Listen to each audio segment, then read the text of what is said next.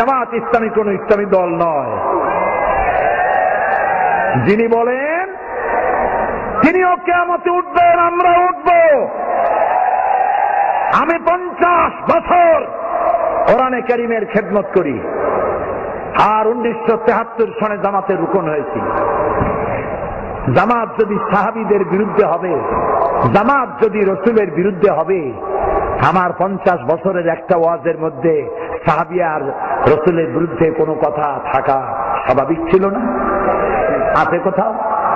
আমার পা থেকে শুরু করে মাথা পর্যন্ত সুন্নতের কোনো অভাব আছে? আমাদের আকীদা খারাপ। কি খারাপ হইছে আকীদা? আমার কোন নেতা আকীদা খারাপের কথা বলেছে? আমার নিজামী সাহেব, মুজাহিদ সাহেব, আমার এমপিরা, আমার নেতৃবৃন্দ, আমার গোলাম আজম সাহেব কে বলেছেন সাহাবীদের বিরুদ্ধে জানতে চাই? কে বলেছেন নবীর বিরুদ্ধে?